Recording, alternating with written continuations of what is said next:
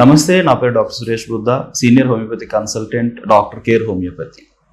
So డయాబెటిక్స్లో ముఖ్యంగా sugar వ్యాధితో బాధపడుతున్నటువంటి వాళ్ళు HbA1c లెవెల్ కొద్దిమందికి 12 వరకు 13 వరకు వెళ్ళిపోవడం జరుగుతూ ఉంటుంది. ఏంటి కారణం అంటే షుగర్ అనేది అన్కంట్రోల్డ్ స్టేజ్లోకి వెళ్తుంది అనేది గుర్తుపెట్టాలి. సో అన్కంట్రోల్డ్ స్టేజ్లోకి ఎందుకు వెళ్తుంది? ఒకటి, మనం సరైనటువంటి లైఫ్ స్టైల్ మాడిఫికేషన్ చేయటం లేదా, షుగర్ రిలేటెడ్గా సరైనటువంటి డైటరీ మెయింటెనెన్స్ చేయట్లేదా, ఆర్ ఎక్సర్సైజెస్ మెయింటైన్ చేయట్లేదా, ఆర్ మీకు ఏదైనా అదర్ డిసీజెస్ ఏమైనా బాడీ పరంగా వీటిని ఇబ్బంది పెడుతున్నాయి. ఇవి మనం గమనించాల్సిన అవసరం ఉంటుంది. అండ్ దీనికి హోమియోపతిలో ఎటువంటి వైద్యం ఉంది సార్? ఇంత షుగర్ లెవెల్స్ ఇంత ఎక్కువ ఉంటున్నాయి కదా సార్, హోమియోపతి ఈ టైంలో పనిచేస్తుందా అనేటటువంటి చిన్న కన్ఫ్యూజన్ అనేది కొద్దిమందికి ఉంటుంది. అంటే ముఖ్యంగా ఇంత షుగర్ లెవెల్స్ పెరగడానికి ఒకటి, టైప్ 1 డయాబెటీస్లో ఎక్కువగా కనిపించే అవకాశాలు ఉంటాయి.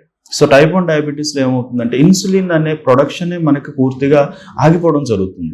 ఎందుకంటే ప్యాంక్రియాస్లో ఉండేటటువంటి బీటా సెల్స్ అనేవి ఎక్కువ శాతం డ్యామేజ్ అయిపోతూ ఉంటాయి. సో తద్వారా ఇన్సులిన్ ప్రొడక్షన్ పూర్తిగా ఆగిపోవడం జరుగుతుంటుంది. ఇన్సులిన్ బయట నుంచి ఇవ్వాల్సిన అవసరం ఉంటుంది. తద్వారా ఏంటంటే ఇన్సులిన్ యొక్క మనం యూసేజ్ అనేది హెచ్చు తగ్గులు జరగడం, దానివల్ల మన షుగర్ లెవెల్స్ అనేవి ఒక్కసారిగా హై అవ్వడం ఆర్ ఒక్కసారిగా లో అవ్వడం చూస్తూ ఉంటాం. మనం ముఖ్యంగా చిన్నపిల్లల్లో ఎక్కువ కనిపిస్తూ ఉంటుంది. ఆర్ ఇన్సులిన్ వాడేటటువంటి పెద్దవాళ్ళలో కూడాను ఇలాంటి సమస్యలు కనిపిస్తూ ఉంటాయి. సో వీటికి ఏంటంటే ఇలా ఫ్లక్చువేషన్స్ ఎక్కువ ఉండే వాళ్ళు HbA1c లెవెల్ కూడా చాలా అధికంగా ఉంటుంది. సో ఒక పూట 100 వరకు ఉన్న రెండో పూట 300, 350 వరకు వెళ్ళిపోవడం జరగడం వల్ల HbA1c లెవెల్లో కూడా ఆన్ అండ్ యావరేజ్ చాలా అధికంగా చూపిస్తుంది. తద్వారా మనకు అర్థమయ్యేది ఏంటంటే షుగర్ అనేది బాడీకి అన్కంట్రోల్డ్ స్టేజ్లోకి వెళ్ళిపోతుందని అర్థం. కొన్నిసార్లు టైప్ 2 డయాబెటీస్లో కూడా కొద్దిమందికి ఇలా జరుగుతుంది. ఎందుకు అంటే ఒకటి, సరైన రీతిలో మెడిసిన్స్ సరైన క్రమంలో వాడకపోవడం, మధ్య మధ్యలో షుగర్ ఈరోజు బాగుందండి, కంట్రోల్ ఉందని చెప్పి కొంతమంది స్కిప్ చేస్తూ ఉంటారు. వీటి వల్ల కూడాను మెడిసిన్స్ రెసిస్టెన్స్ అనేది బాడీ పెంచేసుకోవడం జరుగుతుంది. సో ఎప్పుడైతే మెడిసిన్ రెసిస్టెన్స్ బాడీ పెంచుకుంటుందో బాడీ షుగర్ని కంట్రోల్ చేసేటటువంటి ప్రాసెస్ అనేది మన బాడీనే డ్యామేజ్ చేసుకోవడం జరుగుతుంది. తద్వారా కొద్దిమందికి ఏంటంటే టాబ్లెట్స్ వాడుతూ వెళ్ళిన పరిస్థితుల్లో కూడా ఇన్ ఫ్యూచర్ కొంతమందికి తర్వాత ఇన్సులిన్ మీదకి వెళ్ళిపోతారు. అంటే టైప్ 2 నుంచి టైప్ 1లోకి మారిపోవడం జరుగుతూ ఉంటుంది. సో అండ్ రెండవది ఏంటంటే అడల్ట్స్లో ముఖ్యంగా సో ఇన్సులిన్ రెసిస్టెన్స్ వల్ల కూడాను ఈ యొక్క HbA1c లెవెల్స్ కంట్రోల్ కాకుండా అయిపోవడం జరుగుతూ ఉంటుంది. ఇన్సులిన్ రెసిస్టెన్స్ని ఎలా గమనించవచ్చు? ఇన్సులిన్ రెసిస్టెన్స్ అనేది చాలా చాలా ఇంపార్టెంట్ విషయం. చాలా మంది దాన్ని నెగ్లెక్ట్ చేస్తారు. ఇన్సులిన్ రెసిస్టెన్స్ అనేది ఎప్పుడు మనకి ఇన్సులిన్ రెసిస్టెన్స్ డెవలప్ అయిందని ఎప్పుడు తెలుస్తుంది అంటే ఒకటి, స్కిన్ కలర్లో విపరీతమైన మార్పు, అంటే నల్లబడిపోవడం జరుగుతుంది. సో ఇది మనం గమనించాలి. ముఖ్యంగా చాలా మందికి అంటే ఫేస్ స్కిన్ అనేది బాగా డార్క్ అయిపోవడం జరుగుతుంది. అందుకని ఎకాంతోసిస్ అంటాం. సో మెడ దగ్గర ఉన్నటువంటి స్కిన్ కూడా నల్లగా అయిపోవడం జరుగుతూ ఉంటుంది. మెడ దగ్గర కానీ ఎక్కడైనా కూడా చిన్న చిన్న వాట్స్ కానీ స్కిన్ ట్యాగ్స్ కానీ విపరీతంగా పెరిగిపోతూ ఉంటాయి.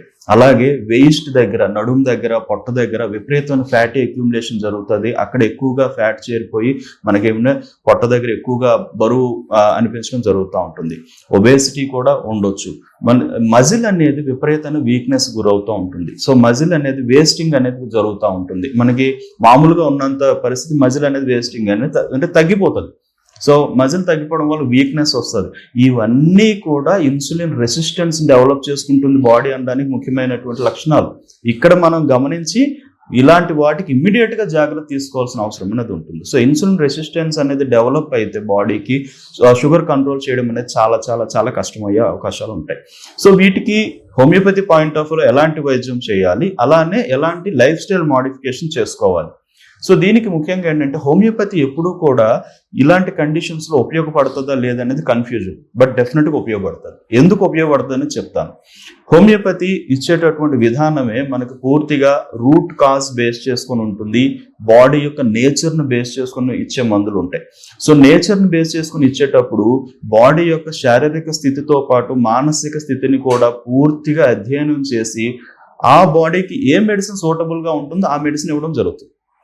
అప్పుడు బాడీ యొక్క ఇన్నర్ సిస్టమ్ అంతా కూడాను రెగ్యులేట్ అయ్యేటటువంటి పరిస్థితి పెరుగుతుంది.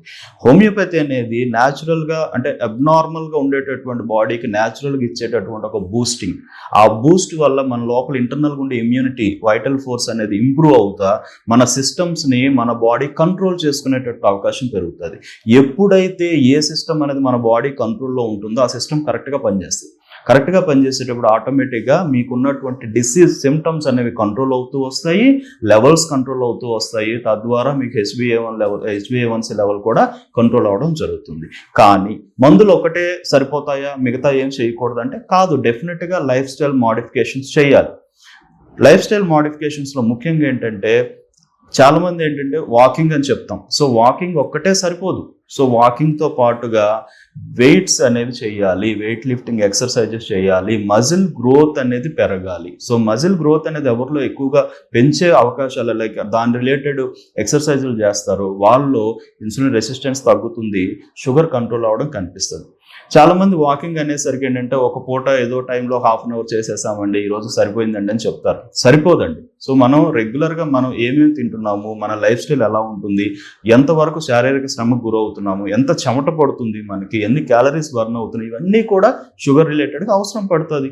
సో అందుకని ఏంటంటే ఎప్పుడైనా మనం ఇంత ఫుడ్ మనం తిన్నాం, లైక్ అది బ్రేక్ఫాస్ట్ కావచ్చు, లంచ్ కావచ్చు, లేదా డిన్నర్ కావచ్చు. ఎప్పుడైనా ఏదైనా తిన్న తర్వాత వితిన్ 10 to 15 minutes తర్వాత కనీసం 15 to 20 minutes వాక్ చేయండి. తద్వారా షుగర్ స్పైక్స్ అనేది మనం కంట్రోల్ చేసుకోవడానికి ఉంటుంది. అలానే ఈ పిక్కలకు సంబంధించి, కాళ్ళకు సంబంధించి ఎక్సర్సైజెస్ అనేవి అవసరం పడతాయి. తద్వారా ఏంటంటే మీకు బ్లడ్ సర్క్యులేషన్ అనేది ఇంప్రూవ్ అవుతుంది, మీకు మజిల్కి కావాల్సినటువంటి షుగర్స్ నీడ్ పెరుగుతుంది, షుగర్ని రక్తం నుంచి మజిల్ తీసుకునే అవకాశం అనేది పెరుగుతుంది. అండ్ వీటితో పాటుగా ఫుడ్ హ్యాబిట్స్ మెయిన్, చాలా చాలా ఇంపార్టెంట్. డైట్, చాలా మంది డైట్ నెగ్లెక్ట్ చేస్తారు. 10 రోజులు బాగా చేస్తారు, 11వ రోజు ఏదో ఒకటి మళ్ళీ షుగర్ రిలేటెడ్ కార్బ్స్ అనేవి తినేయడం జరుగుతూ ఉంటుంది. సో దీనివల్ల కూడా ఇన్సులిన్ రెసిస్టెన్స్ డెవలప్ అవ్వచ్చు, షుగర్ని కంట్రోల్ చేసుకునే పరిస్థితి రాదు. సో డైట్ అనేది చాలా అవసరం. ముఖ్యంగా protein, fibre diet and fats, ఈ డైట్ మాత్రం ఎక్కువగా ఉండాలి. కార్బ్స్ చాలా వీలైనంత వరకు కంట్రోల్ చేసుకోవాలి. బయట జంక్ ఫుడ్స్ అనేది అస్సలు తినకండి. ఆయిలీ ఫుడ్స్, బయట విపరీతంగా ఆయిల్లో వేయించినటువంటి ఫుడ్స్ అనేది అస్సలు తినకండి. రోజు సరైనటువంటి క్రమంలో వెయిట్ లిఫ్టింగ్ ఎక్సర్సైజెస్తో పాటు వాకింగ్ ఆర్ యోగా చేయండి. కుదిరితే మెడిటేషన్ కూడా చేయగలిగితే చేయండి. సో డెఫినెట్గా బాగుంటుంది. సో ఇవి లైఫ్ స్టైల్ మోడిఫికేషన్స్, ఇవి చాలా చాలా అవసరం ఏ పర్సన్కైనా కూడా. ఇవి చేస్తూనే సరైనటువంటి క్రమంలో మెడిసిన్స్ కూడా వాడాల్సిన అవసరం ఉంటుంది. కొంతమంది ఇంగ్లీష్ మెడిసిన్స్ వాడుతూ ఉంటారు. వాడేవాళ్ళు సడన్గా బంద్ చేయడం అనేది ఆ బాడీకి మంచిది కాదు. కాబట్టి వాడుతూ హోమియోపతి మందులు కూడా మీరు వాడగలిగితే కాంప్లికేషన్స్ రాకుండా ఇందాక చెప్పినట్టు మన మెటబాలిజాన్ని, మన బాడీ కంట్రోల్ చేసుకునే కెపాసిటీని మనం ఇంప్రూవ్ చేసుకోవచ్చు. తద్వారా మన బాడీలో డ్యామేజ్ని మనం అరికట్టవచ్చు. అంటే కిడ్నీస్ పాడైనాయండి, లేకపోతే ఇంకోటి డ్యామేజ్ అయిందండి, రక్త సరఫరా డ్యామేజ్ అవుతుంది, నరాల్లో ఇబ్బందులు వస్తున్నాయి, కాళ్ళలో మంటలు తిమ్మిర్లు వస్తున్నాయి, ఇలాంటి సమస్యల నుంచి మనం డెఫినెట్గా హోమియోపతి మందులు వాడడం వల్ల మనం వీటి నుంచి పూర్తిగా బయటపడే అవకాశం ఉంటుంది. సో హోమియోపతి వైద్యంలో కూడాను హై లెవెల్స్ ఆఫ్ హెచ్బిఏవన్సీని కూడా మనం కంట్రోల్ చేసుకునే అవకాశం అనేది డెఫినెట్గా ఉంది.